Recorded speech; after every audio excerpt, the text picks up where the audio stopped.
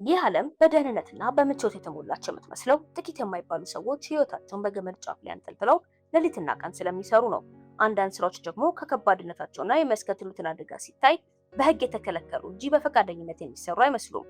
ዛሬ በኢትዮጵያ ዴይሊ ኢንተርቴይንመንት የምንመለከተው ፍርሃትን ድል ስለነሱ በየቀኑ ከሞት ጋር ፊት ለፊት ስለሚጋፈጡ ሶስት እጅግ አደገኛና አስፈሪ የስራ ዘርፎች ነው።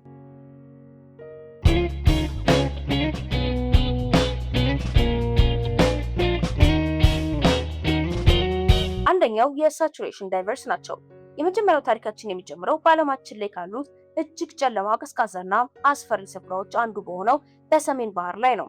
በ1970ዎቹና 80ዎቹ ዓመታት ዓለም በነዳጅ ፍላጎት በምትናጥበት ወቅት ነበረ። በብሪታንያ በኖርዌይ መካከል ያለው ይኸው ባህር እጅግ ሰፊ የነዳጅ ክምችት እንዳለው ቢታወቅም እሱን አውጥቶ ለመጠቀም ግን የሰው ልጅ ወደማያውቀው የባህር ጥልቀት መውረድ ነበረበት። ይህ ፍላጎት ነው እንግዲህ ሳቹሬሽን ዳይቪንግ የተባለውን በህያዋን ፍጥረታት ታሪክ ውስጥ እጅግ አስደንጋጭ የሆነው የስራ ዘርፍ የወለደው። አይናችሁን ጨፍናችሁ ይህንን አስቡት። ከባህር ወለል በታች 300 ሜትር ወይንም 1000 ጫማ ጥልቀት ላይ ትገኛላችሁ። እዚህ ቦታ ላይ ያለው የውሃ ግፊት ከላያችሁ ላይ 30 የጭነት መኪናዎች እንደተደረደረባችሁ ያህል ከባድ ነው። ምንም አይነት የተፈጥሮ ብርሃን የለም። አካባቢው ፍጹም ጨለማና እንደ በረዶ የቀዘቀዘ ነው። በዚህ ጥልቀት ላይ አንዲት ትንሽ ስህተት ወይንም በአየር ቱቦ ላይ የሚፈጠር ጥቃቅን መቃወስ ሰከንድ ሳይሞላ ሰውነትን ያፈራርሳል። እነዚህ ጠላቂዎች ይህንን አስፈሪ ስራ ከመጀመራቸው በፊት ሃይፐርቤሪክ ቻምበር በሚባል በብረት በተሰራ ጠባብ ሲሊንደር ውስጥ ለሳምንታት መኖር አለባቸው። የዚህ ክፍል ዓላማ የሰውነታቸውን የናይትሮጅንና የሂሊየም ጋዝ ክምችት ከሚወርዱበት ጥልቅ ባህር ግፊት ጋር ማመጣጠን ማድረግ ነው። በዚህ ጠባብ ክፍል ውስጥ 4 ወይም 6 ሆነው ለአንድ ወር ያህል ይታገላሉ። የሚተነፍሱት አየር 98 ሂሊየም በመሆኑ ድምጻቸው ተቀይሮ ልክ እንደ ካርቱን ገጸ ባህሪያት ቀጭንና አስቂኝ ይሆናል። ነገር ግን በዚያ ክፍል ውስጥ ያለው የስነ ልቦና ውጥረት ፈጽሞ አስቂኝ አይደለም። ፍርሃት፣ የቦታ ጥበትና የሞት ጥላ ሁልጊዜም አብሯቸው ይተኛል።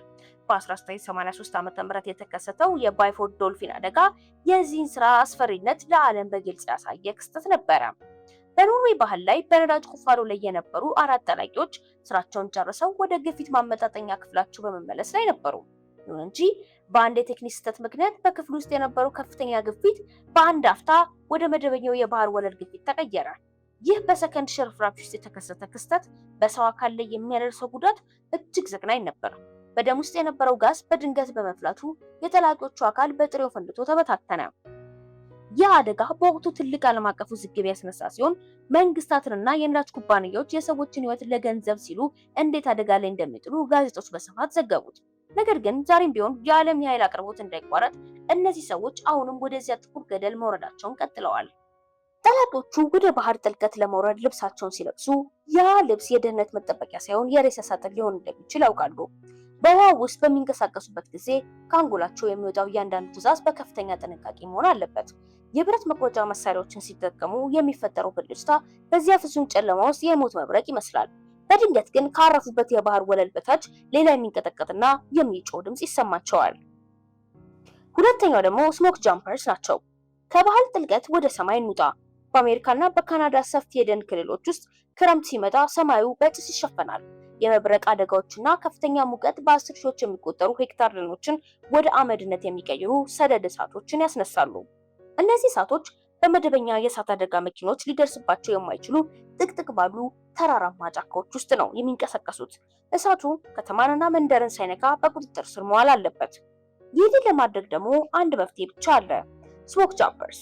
እነዚህ ሰዎች ተራ የእሳት አደጋ ሰራተኞች አይደሉም። እነሱ በከፍተኛ ወታደራዊ ዲሲፕሊን የሰለጠኑ፣ ፓራሹትን በመጠቀም ከሚበራ አውሮፕላን ላይ በቀጥታ ወደሚነደው እሳት መሃል የሚዘሉ ኮማንዶዎች ናቸው። አውሮፕላኑ በጫካው ላይ ሲያንዣብብ ከበታች ያለው እሳት የሚፈጥረው ከፍተኛ ሙቀትና የንፋስ ሽክርክሪት አውሮፕላኑን እንደ ቅጠል ያንቀጠቅጠዋል። በሩ ሲከፈት የሚሰማው የእሳቱ ድምጽና የጭሱ ሽታ ወደ ውስጥ ይገባል።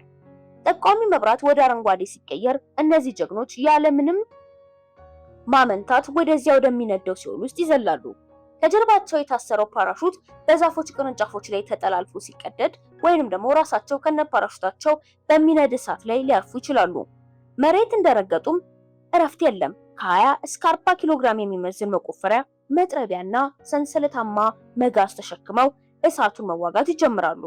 ታሪካዊና እጅግ አሳዛኙ የማንጋልች አደጋ በ1949 ዓመተ ምህረት በሞንታና ግዛት የተከሰተ ነበረ።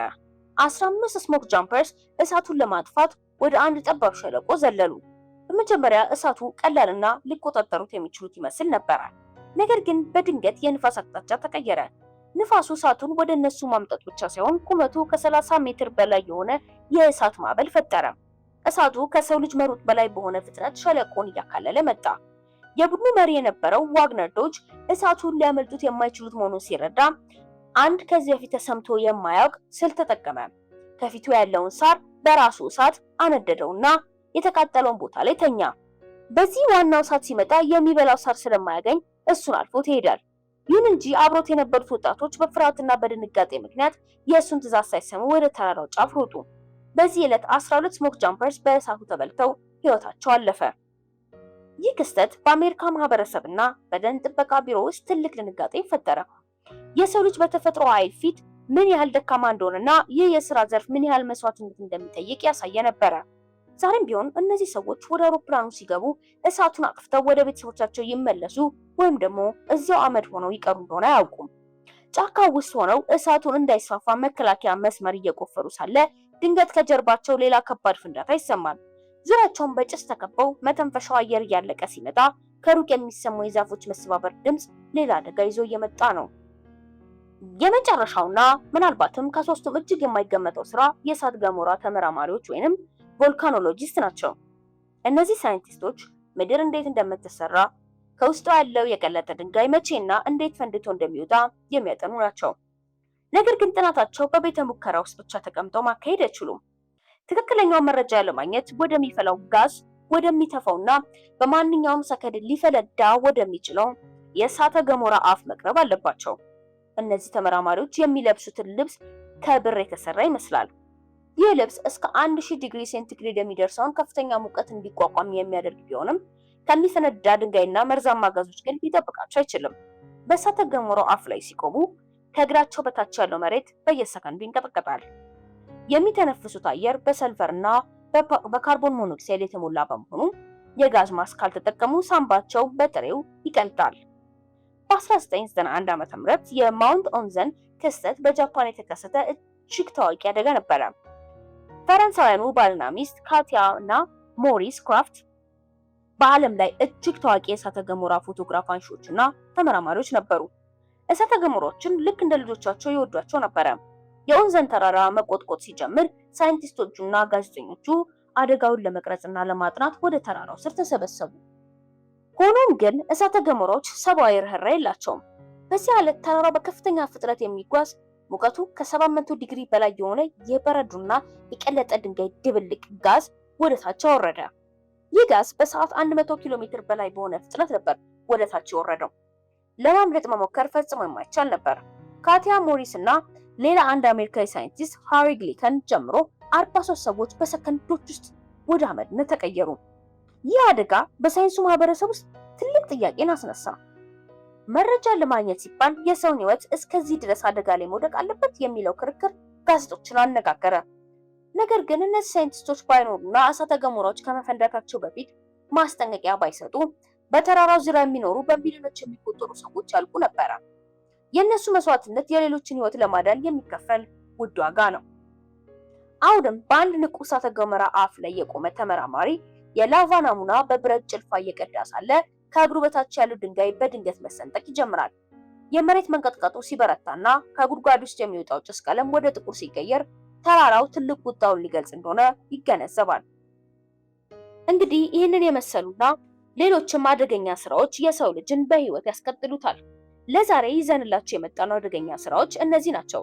ሌሎች አስደናቂና አስገራሚ መረጃዎችን ለማግኘት የኢትዮጵያ ዴይሊ ኢንተርቴይንመንትን ሰብስክራይብ ያድርጉ። የደውል ምልክቷንም በመጫን ቤተሰብ ይሁኑ። ሐሳብና አስተያየቶን በኮሜንት መስጫው ላይ ያስፍሩልን።